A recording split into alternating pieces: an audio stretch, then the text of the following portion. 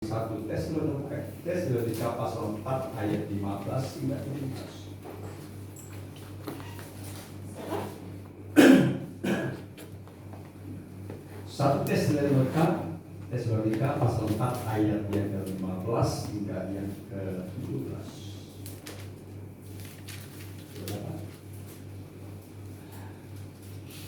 Sekali lagi 1 Tesalonika pasal 4 ayat yang ke-15 hingga 17. Firman Tuhan malam ini berbunyi demikian. Jadi kami katakan kepadamu dengan firman Tuhan, kita yang hidup, yang masih tinggal sampai kedatangan Tuhan, sekali-kali tidak menuruni mereka yang telah meninggal. Sebab pada waktu tanda diberi, yaitu pada waktu penguruh malaikat berseru dan sangkakala Allah berbunyi, maka Tuhan sendiri akan turun dari surga, dan mereka yang mati dalam Kristus akan lebih dahulu bangkit. Sesudah itu kita yang hidup, yang masih tinggal akan diangkat bersama-sama dengan mereka dalam awan menyongsong Tuhan di angkasa. Demikianlah kita akan selama-lamanya bersama-sama dengan Tuhan. Haleluya. Nah, saudaraku, ini berbicara tentang satu peristiwa yang sering kali disebut orang pengangkatan, jadi diangkat. Jadi kalau pengangkatan kan, jadi saya percaya kita sudah mendengar ada banyak, kita sudah mendengar ini sudah berapa kali, tapi perlu kita sekali lagi, untuk mendengarkan firman Tuhan, karena ini suatu masa-masa yang kita nantikan, satu saat yang sedang dinantikan oleh seluruh umat manusia. Bahkan kata firman Tuhan, binatang-binatang pun menantikan saat seperti ini juga kan. Dan segala makhluk sebenarnya menantikan saat-saat yang dijanjikan Tuhan ini, yaitu di mana umat Tuhan akan diangkat. Nah, nanti kita akan belajar bersama-sama. Apa yang kita ingin, tentu pada malam ini saya ingin membawa kita satu persatu. Apa yang dimaksudkan dengan pengangkatan? Apa yang dimaksudkan dengan apa artinya pengangkatan itu? Nah, itu sangat jelas dikatakan dalam ayat yang keberapa itu. Dikatakan oleh firman Tuhan. Nah, apabila penguruh malaikat berseru dan sangkakala Allah berbunyi, maka Tuhan sendiri akan turun dari surga, dan mereka yang mati dalam Kristus akan lebih dahulu bangkit. Sesudah itu kita yang hidup, katanya, yang masih tinggal, akan diangkat bersama-sama dengan orang yang meninggal kan, yang sudah yang dibangkitkan oleh Tuhan. Dikatakan di sana dalam awan menyongsong Tuhan di angkasa. Nah, dikatakan di dalam ayat ini pengertian pengangkatan itu di mana setiap orang yang percaya kepada Tuhan Yesus, baik yang sudah mati, bahkan yang masih hidup, kata firman Tuhan, mereka akan bangkit, mereka akan diubah, kita akan diubah. Untuk menyongsong Tuhan di awan-awan, kita akan diangkat untuk menyongsong Tuhan, untuk menyambut Tuhan, untuk mengalu-alukan kedatangan Tuhan, di angkasa katanya, kan? Di awan, di atas angkasa katanya. Nah, ini yang disebut pengangkatan, di mana gereja Tuhan pada akhir zaman, saudaraku, akan diangkat. Nah, pada banyak orang berpikir tentang kedatangan Yesus yang kedua kali. Sebenarnya ini sangat berbeda, ini tidak sama. Seringkali orang menyatakan bahwa kedatangan Yesus itu ada dua tahap. Tahap yang pertama yaitu kedatangan Yesus yang dipakai seperti pencuri. Yang kedua yaitu di mana kedatangan itu semua mata akan melihat. Nah, saya ingin menyentuh sedikit tentang kedatangan Yesus seperti pencuri, itu yang kita akan pelajari bersama pada malam hari ini. Nah, di 1 Tesalonika pasal 5 ayat 2 berkata, nah, karena kamu sendiri tahu benar-benar bahwa hari Tuhan datang seperti pencuri pada malam hari. 1 Tesalonika pasal 5 ayat 2. Bahwa pengangkatan itu atau kedatangan Yesus yang dimaksudkan pada waktu pengangkatan itu, kedatangannya seperti pencuri. Tidak ada yang tahu. Tidak ada yang tahu nanti. Nah, itu ya, kalau kita melihat di dalam Wahyu yang saya di mata sudah lihat, katanya, aku datang seperti pencuri. Bahkan Yesus telah memberi beberapa perumpamaan tentang peristiwa Nuh, peristiwa zaman Lot, dan dia juga menuntut tentang tentang kedatangannya yang akan terjadi. Contoh ada banyak perumpamaan. Nanti kita akan melihat satu persatu.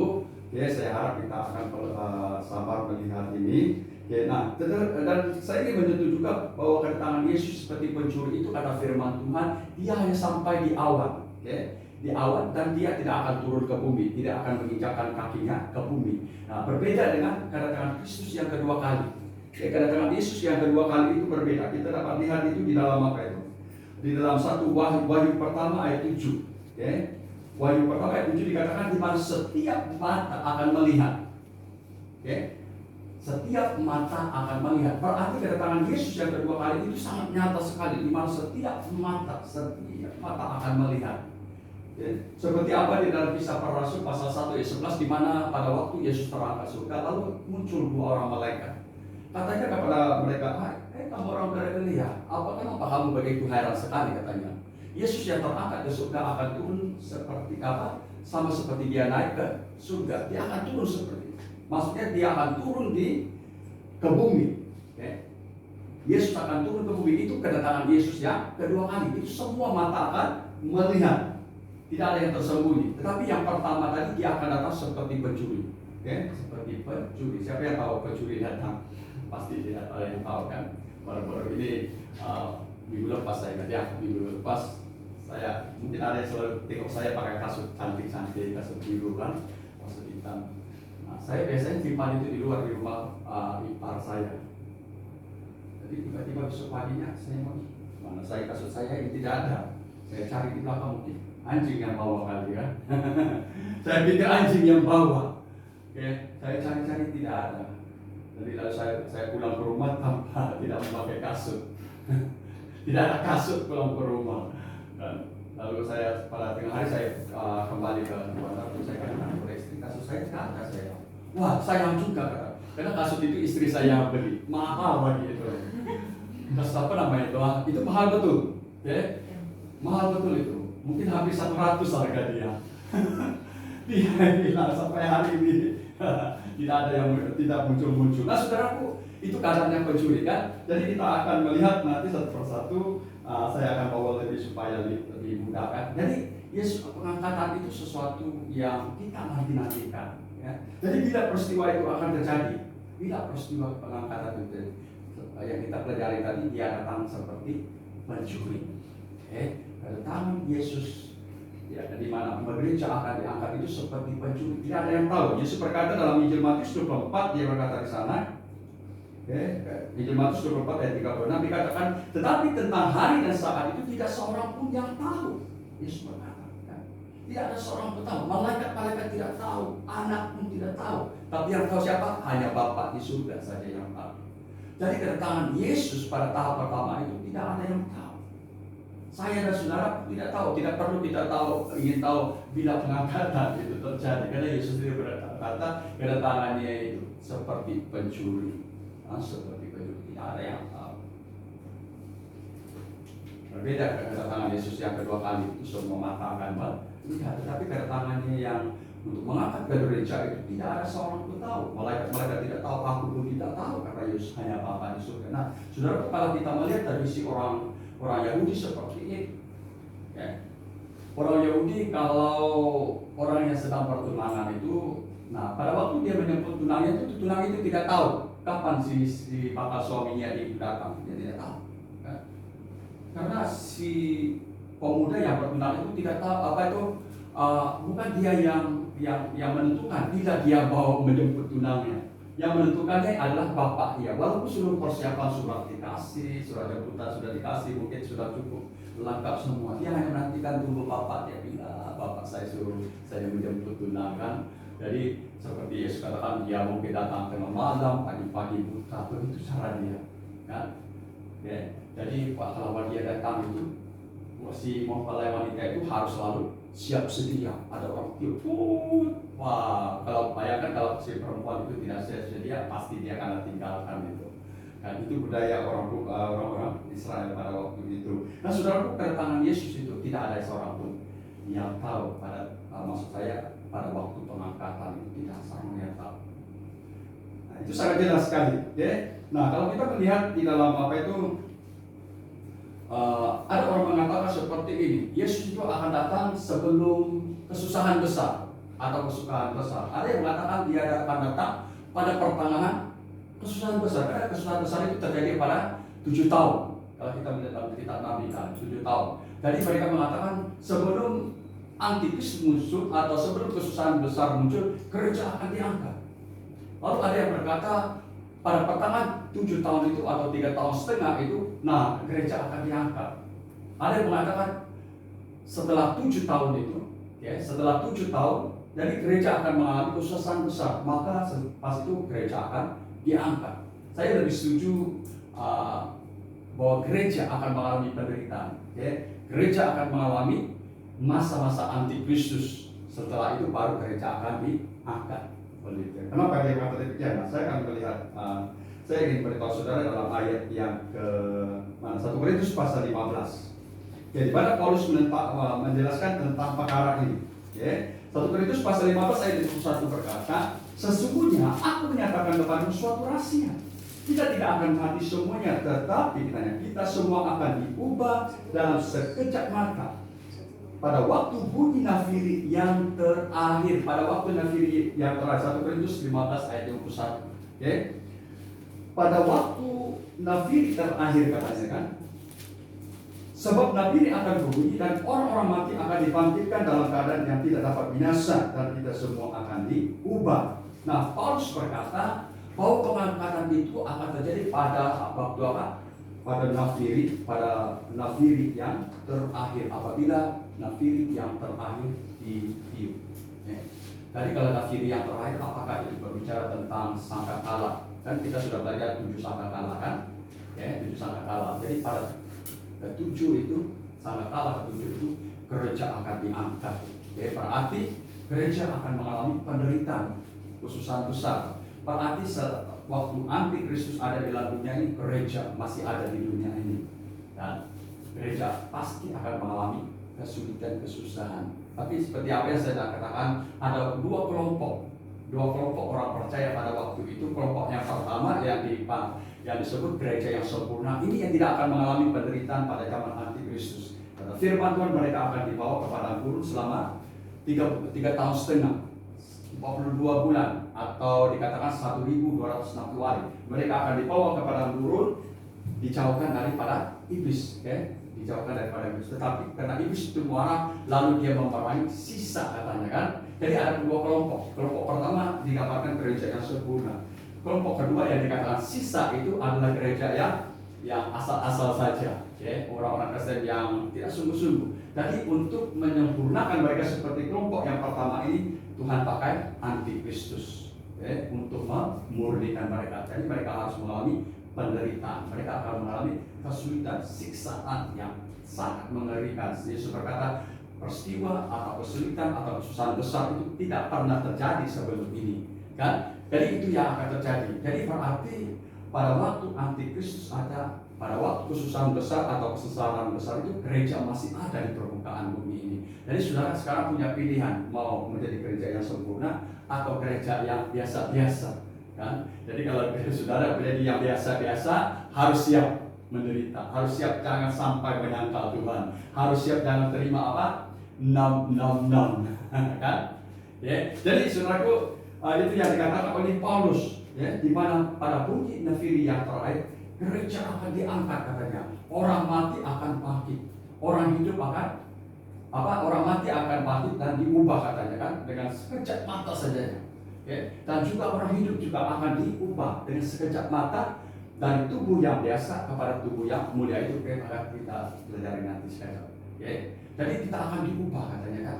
Bayangkan, itu suatu masa yang luar biasa yang Tuhan berikan kepada setiap orang yang percaya kepada Tuhan. Nah, jadi sangat jelas tadi kita percaya bahwa kedatangan Kristus, ya, pada waktu pengangkatan itu tidak ada yang tahu. Tetapi Yesus ada berkata dalam Injil Matius 24, dikatakannya, Injil kerajaan Allah akan diberitakan kepada segala bangsa. Maka katanya barulah tiba kesudahannya. Jadi bukti atau tanda, salah satu tanda pengangkatan akan terjadi apabila Injil diberitakan kepada segala bangsa. Ya, sama ada mereka dengar atau tidak dengar, terima atau tidak terima, Kristus akan datang kembali kedua kali ke dalam dunia, ya, untuk mengangkat orang-orang yang percaya. Yang sebab itu kita hari ini harus memberitakan Injil supaya apa? Kedatangan Yesus, ya, cepat-cepat datang. Apa kata Paulus? Maranatha, Tuhan Yesus datanglah. Pernah berdoa seperti itu kan? Supaya Yesus cepat datang kan? Ada yang kata, Yesus kalau ini 2000 tahun lagi lah datang. Kan? Ya, tapi Paulus kata, Maranatha, Tuhan Yesus datanglah. Begitu juga Yohanes kan, datanglah Tuhan. Jadi itu merupakan salah satu doa sebenarnya kita yang percaya kepada Tuhan.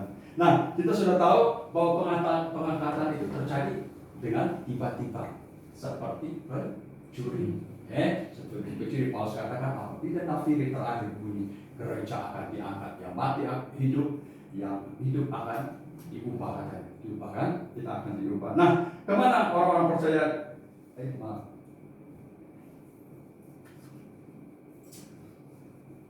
Nah, kemana orang-orang percaya itu akan diangkat? Ya, sangat jelas tadi kita sudah belajar bahwa orang-orang percaya akan diangkat menyongsong Tuhan di awan, ya, di awan, di angkasa. Jadi kita masuk di sana pada waktu kita diubah, yang hidup diubah, yang mati akan bangkit, kan? Mereka akan diangkat. Kita akan diangkat menyongsong Tuhan di awan-awan, ya, di awan-awan. Saya pikir di awan-awan, mungkin di awan seperti di atas putih-putih itu. Dan saya pikir tidak juga logik kan. Nah, apa yang dikatakan oleh Paulus? Satu ketika Paulus berkata dalam 2 Korintus pasal 12, dia melihat penglihatan yang luar biasa.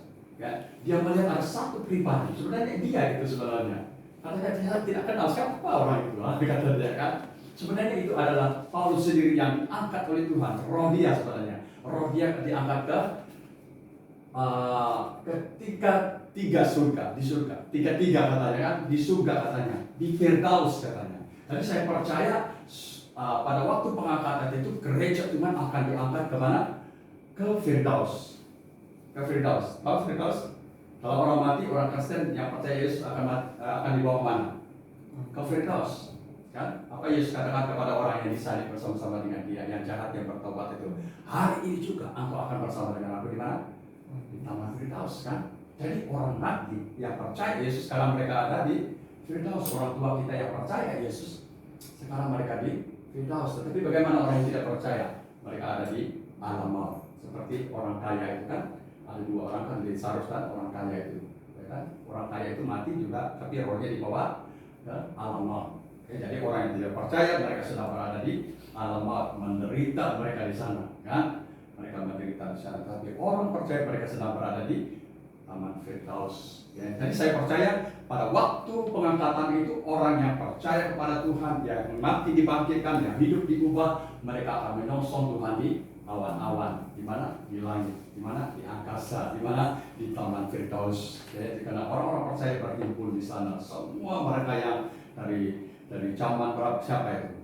Zaman Nuh lah contohnya kan. Mereka yang percaya kepada Tuhan, kami seterusnya. Mereka yang percaya Tuhan sedang menantikan kita di Taman Firdaus. Sanalah orang-orang percaya yang sudah mati roh, orang-orang percaya itu. Kan? Jadi saya percaya di tempat itu, kan? Karena kalau bayangkan di awan-awan, di awan-awan kan, awan-awan yang putih itu di langit, di angkasa. Tetapi langit kata firman Tuhan itu adalah surga. Tiga kata Paulus, kan? Ya, roh yang di bawah sana bukan saja tiga dia sebut tiga itu adalah Firdaus. Ya. Jadi kita akan diangkat ke tempat itu. Jadi kita akan belajar siapa yang akan diangkat. Ya, siapa yang akan diangkat. Jadi pasti ada ciri-cirinya orang yang akan diangkat. Ya, tidak semua orang diangkat. Ya, tidak semua orang diangkat. Nah, kita akan melihat siapa yang akan diangkat pada hari pengangkatan itu. Siapa yang akan diangkat? Nah, yang pertama adalah pasti orang yang sudah percaya kepada Tuhan, kan? Yang sudah menerima Yesus sebagai Tuhan dan Juru Selamat. Sama seperti siapa itu? Penjahat yang dia disalib itu. Tuhan, kalau engkau datang sebagai raja, katanya ingatlah aku ini, katanya, kan? Dia menyesal, kan? Dia bertobat itu maksudnya. Nah, Yesus katakan hari ini juga engkau akan bersama-sama dengan aku di Taman Firdaus. Jadi sangat jelas di sana orang yang percaya kepada Yesus, menerima Dia sebagai Tuhan dan Juru Selamat, orang ditebus oleh darah Yesus. Dia adalah orang yang akan diangkat oleh Tuhan. Nah, tetapi tidak cukup seperti itu juga, tidak cukup ya, tidak cukup percaya saja. Kita melihat ciri-ciri yang seterusnya. Ciri yang kedua yaitu memiliki roh yang bernyala-nyala. Ya, bukan saja kita percaya kepada Tuhan, sudah menerima Dia sebagai Tuhan dan selamat, lalu kita wah relate saya ini kan. Tetapi kita harus memiliki roh yang menyala-nyala. Seperti apa? Kita sudah belajar tentang ada 10 gadis kan, 5 yang bodoh dan 5 yang bijak. Yang bodoh itu apa dia firman terkatakan mereka punya pelita tapi tidak bawa minyak. Ya. Yang bijak itu punya pelita tapi bawa minyak. Bahkan dalam bunyi-bunyi ya kata firman Tuhan kan. Jadi pada waktu mempelai datang, wah apa yang terjadi? Mereka sia-sia, yang punya minyak mereka pergi menyongsong Tuhan. Ya, tetapi yang tidak minyak mereka minta tidak diberi. Kata perempuan yang bijak itu pergilah beli di kedai katanya kan. Tapi mereka sudah terlambat. Jadi ini berbicara tentang orang yang berapi-api, yang bersemangat mengikut Tuhan, berkobar-kobar kan. Jadi pastikan kita seperti itu sehari-hari yang terakhir ini. Okay? Pastikan kita seperti 5 gadis yang bijak ini, mereka bernyala-nyala bagi Tuhan. Okay? Mereka tidak kering. Okay? Api mereka sentiasa bernyala-nyala bagi Yesus. Jadi saudara, itu ciri yang kedua. Yang ciri yang ketiga yaitu memiliki melipat gandakan talenta. Ya, talenta itu harus dilipat ganda. Nah, Yesus memberi contoh di dalam firman Tuhan dalam Injil Matius 25, ada 3 orang kan. Tuhan itu memberi 3 orang 5 talenta, 1 orang, ada yang berapa itu 1 orang lagi 3 talenta. Lalu yang seorang itu berapa? Maaf. Oke, yang 1 orang 5 talenta, yang 1 2 talenta, yang 1 talenta kan. Apa yang terjadi? Kepada yang 5 talenta dia dapat double kan, dia dapat 10. Yang 2 dia dapat 2 kan. Yang 1 itu bagaimana? Dia sembunyikan dalam tanah, dia kurik lupa dia simpan itu dalam tanah. Hati-hati jangan kita seperti itu. Ya, jadi talenta itu berbicara tentang kemampuan kita. Ya, ada yang atau itu berbicara tentang karunia. Ya, ada yang pandai bermusik, ada yang pandai memimpin, ada yang bermacam-macam kan. Karena Paulus berkata menyentuh tentang apa itu karunia kita ini seperti apa, ada anggota tangannya, bagaimana apa peranan masing-masing. Jadi kata Paulus itu harus firman Tuhan katakan itu harus dilipat gandakan. Nah, kita harus apa itu mempergunakan segala sesuatu yang Tuhan berikan kepada kita. Jika Tuhan kasih kita uang, nah itu jangan untung-untung sendiri saja kan. Itu juga harus dipakai untuk melayani Tuhan. Ya. Begitu juga masa kita dan sebagainya. Jadi saudaraku, Tuhan menginginkan kita supaya kita mempergunakan apa yang diberikan oleh Tuhan itu diperbanyakkan. Ya. Yesus berkata, kasih wani dengan firman Tuhan wani dengan kita kan. Kalau ranting itu tidak berbuah, apa yang terjadi? Dia akan dipotong kan? Dia akan dipotong, lalu dicampakkan ke dalam api. Dan kita juga belajar tentang sebuah pohon yang di taman sudah 3 tahun katanya aku sudah melihat tidak ada buah kan? Katanya kasih tebang untuk apa dia berada di sana dengan percuma. Kata penunggu itu penjaga itu kasih can dia 1 tahun lagi. Kalau tidak kasih tebang kan? Jadi Tuhan mau kita berbuah, tapi buahnya harus apa? Banyak. Jadi ciri-ciri orang yang akan diangkat itu adalah orang yang melipat gandakan karunia yang Tuhan berikan, talenta yang Tuhan berikan. Apalagi ada tentang 10 mina itu kan, ada beberapa orang yang 1 mina dan dia melipat gandakan dari 1 mina menjadi 10 mina kan? Jadi saudara, kita apapun yang Tuhan berikan kepada kita itu bukan untuk kita sendiri sebenarnya, itu juga harus dikasih lipat, kasih bunga dengan dia. Nah bayangkan kalau yang di dalam ayat ini, yang 1 orang itu dia sembunyikan itu, apa yang terjadi? Karena ambil kan talenta dia itu dikasih dengan orang lain. Nah saudara, kalau saudara perhatikan seperti ini, saudara, di banyak gereja ini ada banyak orang yang melayani Tuhan lalu meninggalkan pelayanan. Apa yang terjadi? Talenta mereka itu diambil Tuhan, dikasih dengan orang lain. Itu terjadi. Saya melihat di gunung doa Hosana seperti itu. Tuhan kasih wani waktu saya berdoa pagi-pagi di sana, Tuhan berbicara tentang dia kasih wani. Kalau jemaat tidak setia, apa yang aku berikan itu akan dikasih dengan orang lain. Nah sekarang itu muncul. Ya, ada banyak pendoa dulu di sana itu yang berdoa, tetapi mereka tinggalkan pelayanan. Di mana mereka sekarang? Nah, lalu Tuhan ambil talenta mereka dikasihkan orang lain. Karena sekarang muncul orang-orang baru berdoa yang baru di gunung doa pesan. Nah, jadi saudara, hati-hati dengan apa yang Tuhan berikan kepada kita. Nah, Jadi pakai itu, kasih banyak, memperbanyakkan, melipat gandakan. Ya, jadi sangat jelas orang yang diangkat oleh Tuhan adalah orang yang melipat gandakan karunia. Yang 5 menjadi 10, yang 2 menjadi 4, yang 1 itu harusnya menjadi 2, bukan dengan sembunyikan. Ya, jadi itu sangat penting. Yang ketiga yaitu ciri-ciri orang yang akan diangkat oleh Tuhan adalah orang yang melakukan kehendak Tuhan. Ya, contohnya yang pertama adalah yang memberitakan Injil. Memberitakan Injil itu sangat penting. Yesus berkata, segala kuasa di surga dan di bumi ada padaku, katanya, telah diberikan kepadaku. Matius 28 kan, 18 di sana. Karena itu katanya, pergilah, jadikan semua bangsa muridku, baptis mereka, katanya, ajar mereka, katanya kan. Nah, saudaraku, itu satu hal yang sangat penting, satu perintah, satu amanat agung yang sangat penting. Ya, seringkali saya katakan di dalam pertemuan, kalau kita mengambil percuma Tuhan, itu hati-hati. Kan? Karena firman Tuhan dalam 1 Korintus itu kan, setiap kali kamu makan roti dan minum cawan Tuhan, kamu apa? Harus memberitakan kematian Tuhan sampai Dia datang. Kalau saya pergi ke gereja AFC ya, Topas, setiap minggu mereka makan percuma Tuhan, itu bagus. Tapi tanya, berapa jiwa sudah didapat? Adakah mereka berita Injil setiap minggu itu Tuhan? Kan? Berapa jiwa? Jadi jangan makan roti sembarangan, karena ayat seterusnya berkata, barang siapa dengan cara yang tidak layak makan roti dan minum cawan Tuhan, ia berdosa terhadap tubuh dan darah Tuhan. Kan? Tadi katanya, jangan heran ada di antara kamu yang sakit, lemah dan tidak sedikit yang meninggal, katanya. Uji dulu, katanya. Kan?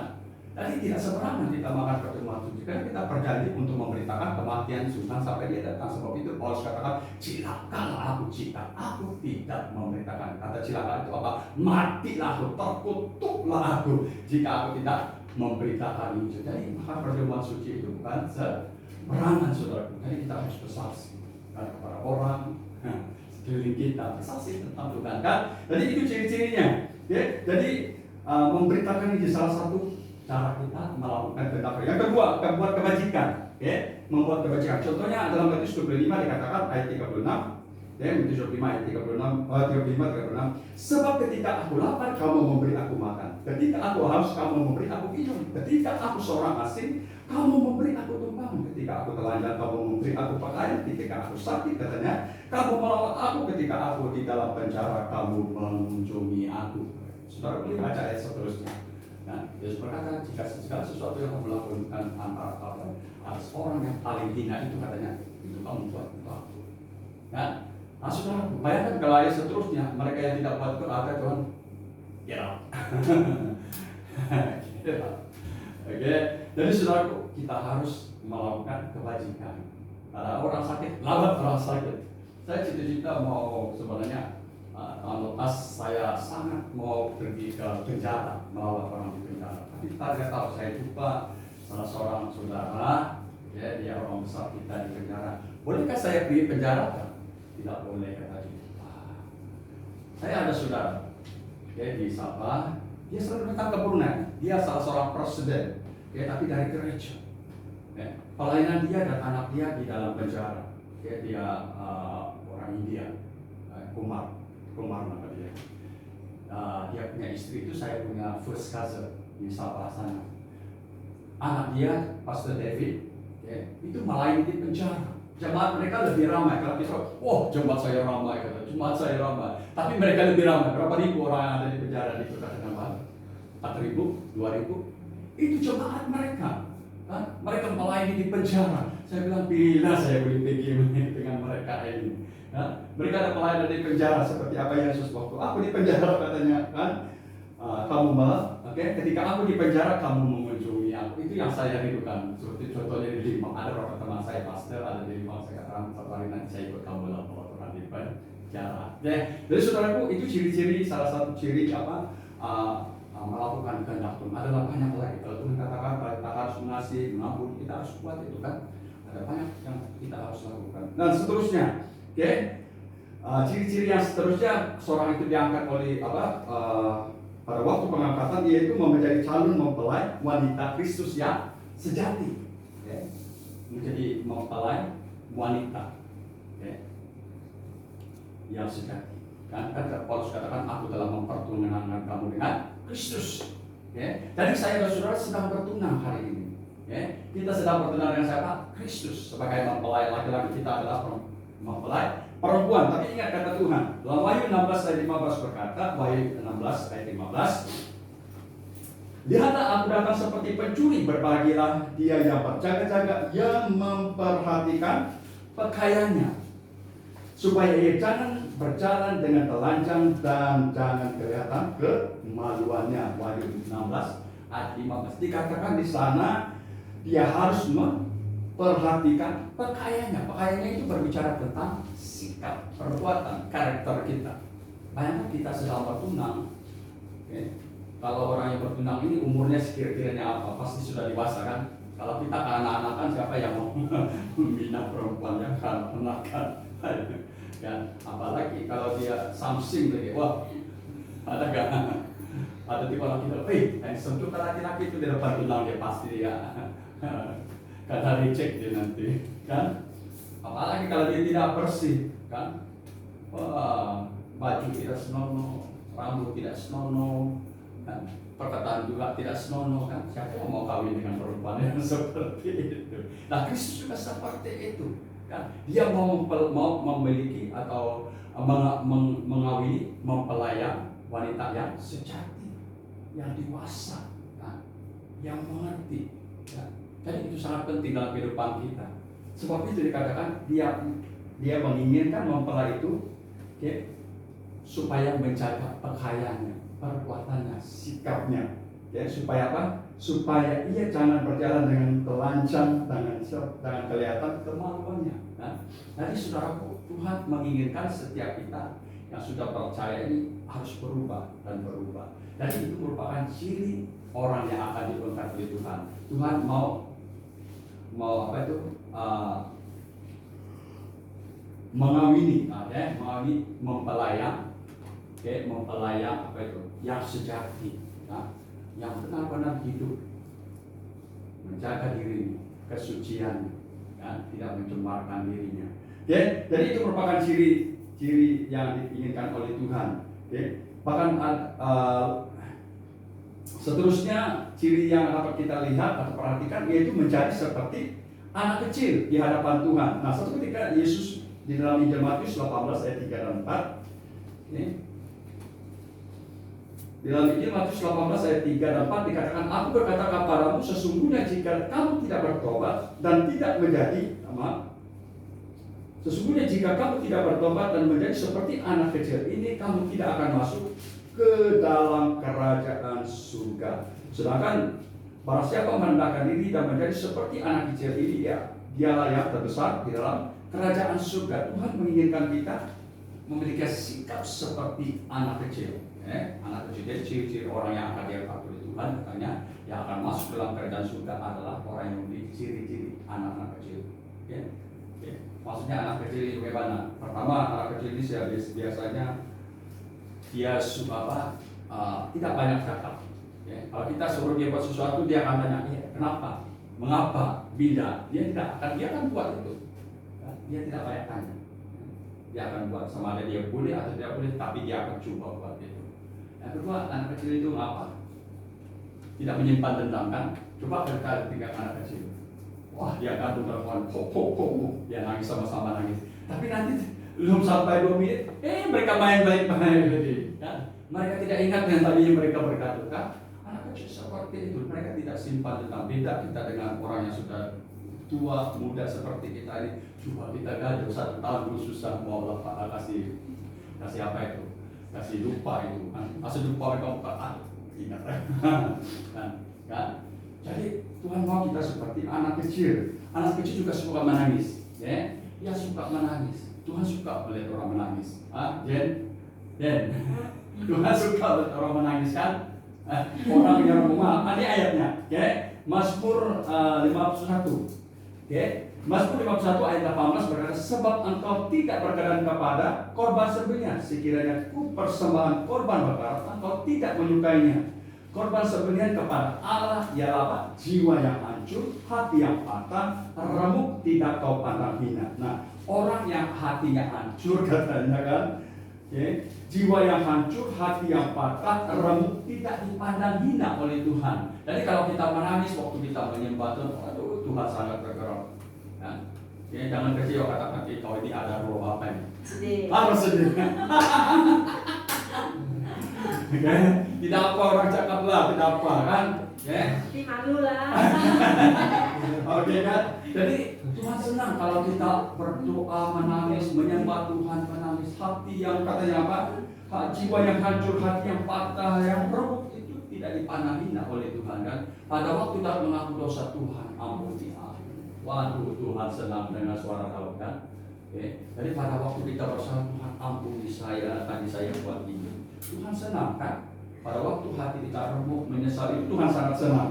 Jadi anak-anak seperti itu, kan? Itu merupakan ciri-ciri orang yang akan diangkat oleh Tuhan. Ciri yang terakhir, ciri apa? Kita pelajari sikap anak-anak.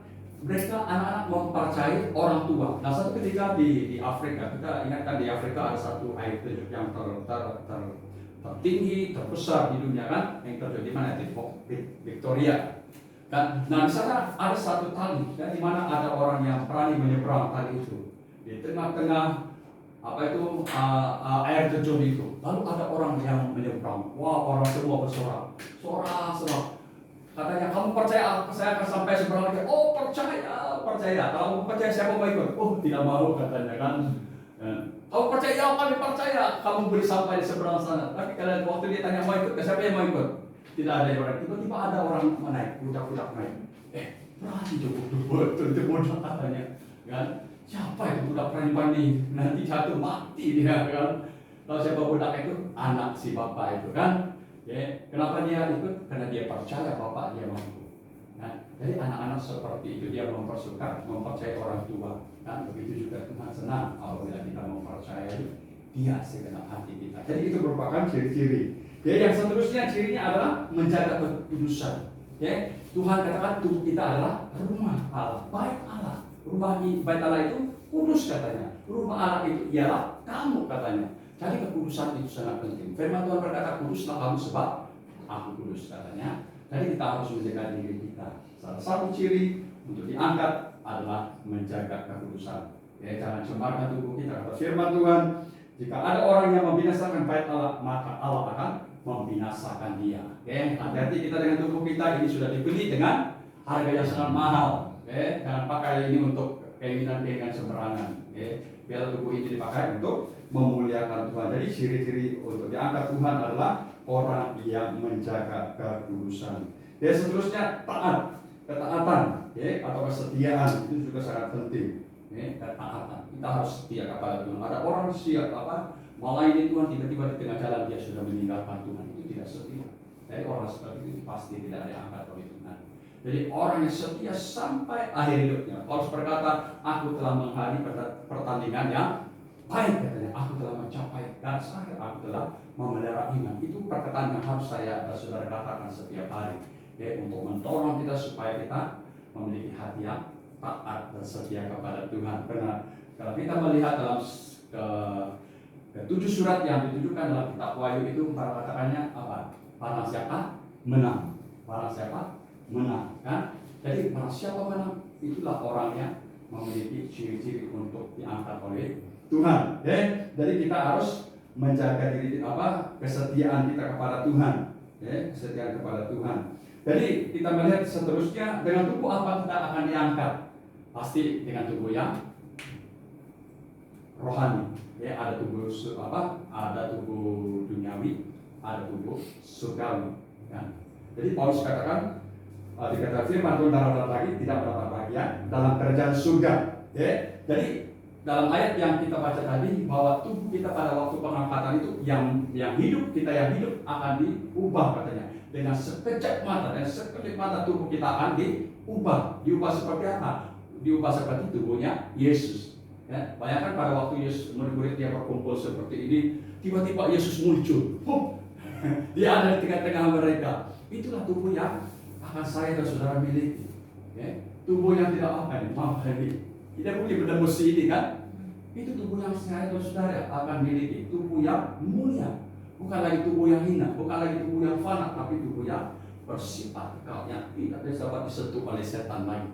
Ya, tubuh yang tidak mungkin saja tidak perlu makan, ya, tubuh yang tidak akan pernah sakit-sakit lagi, tubuh yang tidak akan pernah tua lagi, kan? Jadi itu tubuh yang saya dan saudara akan miliki. Kita akan diubah, kata Tuhan Yesus, kata Paulus, ya, dengan tubuh yang mulia, tubuh yang kekal, ya, tubuh yang sehat. Bukan lagi tua. Kalau di sini kita mungkin putus kaki, nanti kita cuma mencoba putus kaki, itu bukan tubuh yang mulia itu.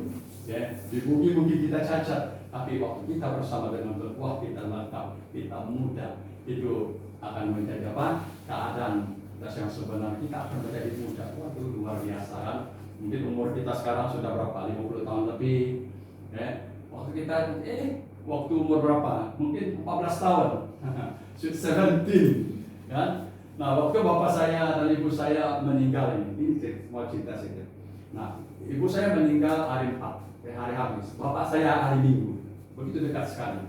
Nah, apa yang terjadi saudaraku pada waktu hari Minggu itu ketangkan setelah selesai bapak saya sudah dikuburkan. Ya. Jadi ada saudara di sebelah rumah saya menceritakan kepada saya. Tadi saya bermimpi katanya. Ya, saya tengok nenek katanya. Dia panggil bapak dan ibu saya ini. Mereka sedang berpegang tangan, mereka naik ke atas katanya. Waktu muda betul. Ibu tidak seperti dulu kan, ibu tua betul, sudah 80 lebih. Bapak saya pun 80 lebih juga. Tidak, mereka tua, handsome dia kata dia. Mereka lambai-lambai macam ini, mereka tak angkat ke atas kata dia kan. Jadi saudara, saya percaya pada waktu itu kita tidak seperti ini kan. Waduh, mungkin badannya kurus, ada yang gemuk. Nah, pada waktu itu kita semua handsome. Betul kan? Ya, pasti kan? Ya, dengan tubuh yang mulia. Ya, dengan tubuh itulah kita yang akan diangkat pada waktu itu. Ya, jadi apa seterusnya? Nah, seperti apa yang saya ingin sentuh, apa yang akan terjadi di awan-awan? Ya, pada waktu kita diangkat, apa yang akan terjadi? Nah, firman Tuhan berkata, kita akan menghadap pengadilan Kristus. Jadi dalam ayat yang ke berapa itu? Kursi pengadilan Kristus. Dalam 2 Korintus 5 ayat 10 berkata, 2 Korintus 5 ayat 10, sebab kita semua harus menghadap tahta pengadilan Kristus supaya setiap orang memperoleh apa yang patut diterimanya sesuai dengan yang dilakukannya dalam hidup ini, baik ataupun jahat. Nah, Paulus berkata bahwa setiap orang yang percaya akan diangkat, mereka akan menghadap kursi pengadilan Tuhan. Ada 2 penghakiman. Penghakiman yang pertama, kursi pengadilan Kristus. Itu untuk orang yang kalau kursi apa yang kedua itu nadanya, itu untuk bangsa-bangsa yang tidak mengenal Tuhan kan. Nah, kita akan dihakimi katanya. Kita akan diadili di mana? Di tahta pengadilan Kristus. Itu bukan untuk dihukum. Ya, pada waktu kita diangkat kita akan diadili, tapi bukan untuk dihukum. Ingat. Tetapi untuk apa? Menerima upah. Ya, sesuai dengan perbuatan kita. Ya. Jadi kita akan menerima upah. Yesus berkata, firman Tuhan berkata, siapa yang ada dalam Yesus katanya tidak akan apa? Dihukum. Ya. Saya saudara-saudara jangan, kita tidak akan dihukum oleh Tuhan. Ya. Ya. Kalau kita bersalah kita bertobat, ya. Dan kita tidak akan dihukum oleh Tuhan. Jadi pada waktu itulah ya, kita akan menerima ganjaran. Ya. Kita akan menerima upah. Apakah kita akan memerintah atau diperintah? Oh, begitu kira-kira seperti itu. Kita sebentar lagi kita akan turun ke bumi, kan? Ya. Kalau saudara belajar kitab Wahyu, setelah diangkat gereja diangkat, mereka akan turun ke bumi untuk apa? Memerintah dalam kerajaan 1000 tahun. Ya. Jadi itu akan terjadi. Nah, itu yang akan terjadi apabila gereja diangkat. Saya percaya seperti itu kan. Jadi akan terjadi di mana setiap orang yang percaya yang diangkat, mereka akan menghadap tahta pengadilan Kristus. Ya, pada waktu itu sudah dikatakan di mana gereja Tuhan akan bertemu dengan Tuhan. Seperti apa? Dalam acara perkawinan anak domba. Ya, satu pertemuan yang meriah, satu pertemuan yang sungguh luar biasa. Nah, tidak ada lagi ratap tangis. Ya, semuanya begitu indah. Kan? Jadi segala kesusahan, katanya air mata akan dikasih apa itu? Tidak lagi tangis-tangis. Tidak ada orang nangis di surga, ada kan? Tidak ada lagi tangisan di surga, yang ada dengan sukacita. Jadi itu yang akan terjadi ya apabila gereja Tuhan diangkat. Jadi dengan jelas tadi kita melihat, kita sudah belajar bahwa kedatangan Kristus yang pada waktu kepangkatan itu tidak diketahui siapapun. Ya. Yesus berkata, mereka tidak tahu, aku pun tidak tahu, hanya Bapa di surga tahu. Nah, pada waktu itu kata firman Tuhan, apabila nafiri terakhir bunyi, yang mati akan bangkit, yang hidup akan diubah oleh Tuhan. Jadi kita sudah belajar ciri-ciri orang yang akan diangkat. Mereka adalah orang yang sungguh-sungguh percaya kepada Tuhan. Mereka adalah orang-orang yang setia kepada Tuhan. Mereka adalah orang-orang yang bersemangat, berapi-api bagi Tuhan. Mereka adalah orang yang selalu bekerja, ya, yang giat melayani Tuhan. Mereka memberitakan Injil, mereka menolong orang yang susah, mereka melakukan kebajikan. Jadi mereka memperhatikan orang-orang yang susah. Nah, saudaraku, bahkan ciri-ciri seterusnya seperti anak kecil. Yesus berkata bahwa sikap seperti anak kecil itulah yang yang menyenangkan hati Tuhan. Nah, jadi kita harus memiliki sikap seorang anak kecil yang percaya kepada Tuhan, ya, yang tidak pernah mempersoalkan apabila kita menerima satu perintah daripada Tuhan, taat setia. Kita mempercayai Tuhan, kita selalu menaruh pengharapan kepada Tuhan dalam kehidupan kita. Jadi kita perhatikan dari apa yang kita belajar, walaupun saya menyampaikan dengan begitu sederhana pada malam hari ini, tapi Tuhan sangat menuntut ketaatan kita dalam kita pada hari ini. Tuhan sudah menuntut kita. Jadi ini merupakan pilihan itu ada di tangan kita. Apakah kita mau diangkat atau tidak mau diangkat? Bayangkan pada waktu itu apabila nafiri terbunyi, sangkakala Allah berbunyi, kan? Orang percaya yang mati bangkit, yang hidup bangkit. Kan? Bayangkan kalau ada orang yang tertinggal. Saya katakan seringkali berdoa kepada Tuhan setiap hari, Tuhan, aku tidak mau seorang pun dari keluargaku yang akan tertinggal. Aku tidak mau seorang pun dari keluargaku yang masuk neraka. Itu doa saya setiap hari. Saya berdoa kepada Tuhan. Saya mau seluruh keluarga, aku katakan surga akan penuh dengan keluarga. Dan saudaraku, itu doa saya. Walaupun ada keluarga saya yang belum percaya, ada yang sudah tinggalkan Tuhan, tapi saya tidak berhenti berdoa. Saya percaya Tuhan mendengar doa saya, cepat atau lambat yang pasti mendengar. Jadi tanggung jawab kita kan, kita punya tanggung jawab terhadap keluarga kita. Bayangkan kalau suami kita, istri kita tertinggal, tidak selamat itu maksudnya, pasti masuk neraka kan. Siapa yang mau melihat suaminya atau keluarga yang masuk neraka, istrinya masuk neraka, anaknya masuk neraka? Tidak mau. Siapa yang masuk neraka itu bukan 1 hari 2 hari, itu selama-lamanya, selama siang malam berteriak dibakar, kan? Bukan mati. Kalau mati puji Tuhan, tidak takut lah. Dan tetapi ini selama-lamanya. Bayangkan selama-lamanya dia menderita siang malam, dibakar dalam lautan api dan belerang. Belerang itu kan apa itu? Lahar gunung berapi kan? Lahar gunung berapi. Coba lihat lahar gunung berapi, tanah yang berapi-api, itulah yang mau bakar mereka itu. Waduh, kena sedikit minyak pun kalau masaknya ya kita boleh berkaya. Ya, sudah kita tahu apa lagi lahar gunung berapi itu. Waduh, kalau disimpan sekali tarik tulang tinggal. Nah, sangat menakutkan. Jadi siapa yang mau melihat keluarganya seperti itu? Tidak mau kan? Jadi kita berdoa kan, supaya jangan ada keluarga kita, teman-teman kita, bahkan negara bangsa-bangsa yang ada di negara kita. Saya katakan hampir setiap hari saya katakan, Tuhan, aku percaya akan tiba saatnya aku akan berdiri di Stadium Astana Rupiah memberitakan Injil kepada seluruh penduduk Brunei. Aku akan berdiri di istana raja, akan memberitakan Injil kepada sultan, kepada seluruh penghuni istana. Itu doa saya. Kenapa? Karena saya mau mereka selamat, supaya mereka tahu saya tahu harganya memang mahal. Saya mungkin di penjara, saya mungkin di apa-apa, saya tidak tahu. Tapi kita mau mereka selamat. Kita mau mereka juga masuk surga. Apalagi kita yang datang dari Indonesia, dari Malaysia. Kita punya tanggung jawab. Kita ada di negara kita masing-masing, itu bukan kebetulan sebenarnya. Tuhan punya rencana bagi kita. Jadi mari pada malam hari kita sudah belajar tentang pengangkatan. Peristiwa itu akan terjadi dengan tiba-tiba. Ya, tiba-tiba kita tidak tahu bila itu akan terjadi. Saya tidak tahu. Yesus katakan dia tidak tahu. Malaikat tidak tahu. Hanya Bapa di surga yang tahu. Jadi tidak perlu kita bila. Tetapi yang penting kita harus siap sedia. Berjaga-jaga seperti apa? Di mana hadisnya bijaksana. Mereka punya pelita dan cukup minyak. Jangan jadi kayak yang bodoh punya pelita tapi tidak ada minyak. Itu bahaya. Jadi pastikan kita sentiasa setia kepada Tuhan. Melayani Tuhan. Mari kita